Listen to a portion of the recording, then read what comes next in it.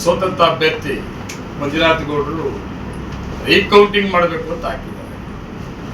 ಅದು ಈಗಾಗಲೇ ಕೋರ್ಟಲ್ಲೆಲ್ಲ ಆಗಿದೆ. ಆದೇಶಕ್ಕಾಗಿ ಆದೇಶವರೆ ನ್ಯಾಯಾಲಯ ನ್ಯಾಯ ಕೊಡ್ತದೆ, ನ್ಯಾಯ ಕೊಡ್ತದೆ.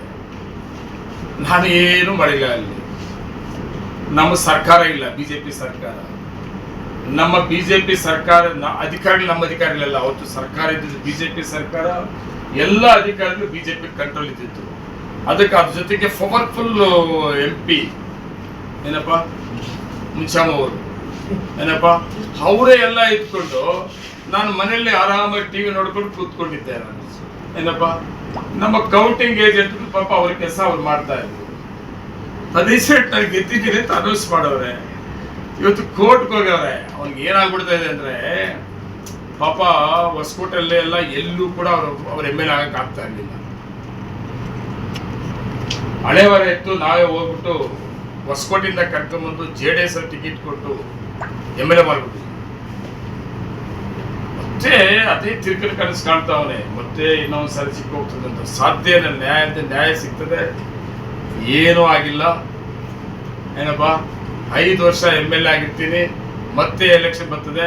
ಇವತ್ತು ನಿಮ್ಗೆ ಹೇಳಿರ್ತೀನಿ ನೋಡ್ರಿ, ಯಾರನ ಬರಲಿ, ಮಂಜುನಾಥ್ ಗೌಡನ ಬರಲಿ, ಊಡಿ ವಿಜಯ್ ಕುಮಾರನ ಬರಲಿ, ನಾನು ಸ್ಥಳೀಕ ದಿನ ಎದ್ರೆ ಸ್ಥಳೀಯವಾಗಿ ಜನರ ಜೊತೆಲಿ ಇರ್ತೀನಿ. ಮೊನ್ನೆ ಎಚ್ಚರಿಕೆ ಗಂಟೆ ಕಡಿಮೆ ಊಟದಲ್ಲಿ MLA ಆಗಿದ್ದೀನಿ.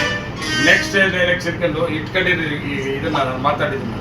ನೆಕ್ಸ್ಟ್ ಎಲೆಕ್ಷನ್ಗೆ ಈ ಹೊಸಕೋಟೆಯವರಿಗೆ ಮತ್ತೆ ಊಡಿಯವರಿಗೆ ನಮ್ಮ ತಾಲೂಕು ಜನ ರಿಸಲ್ಟ್ ಹೆಂಗ್ ಕೊಡ್ತಾರೆ. ನಾನು ಗೆದ್ದಿರ್ಬೋದು ನಾವು ಕಡಿಮೆ ಓಟಲ್ಲಿ.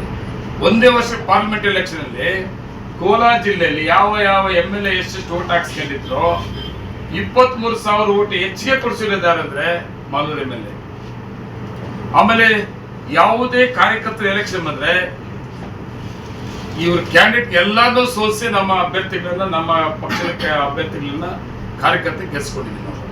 ತುಂಬಾ ಶಕ್ತಿಯುತವಾಗಿ ಇವತ್ತು ಕಾಂಗ್ರೆಸ್ ಪಕ್ಷ ಮಾಜಿ ತಾಲೂಕಲ್ಲಿದೆ. ರೀಕೌಂಟಿಂಗ್ ಅದನ್ನ ನಾನು ತಲೆ ಕೆಡಿಸ್ಕೊಂಡು ಹೋಗಲ್ಲ. ನ್ಯಾಯಾಲಯ ಮೇಲೆ ನಂಬಿಕೆ ಇದೆ, ನ್ಯಾಯ ಕೊಡ್ತದೆ.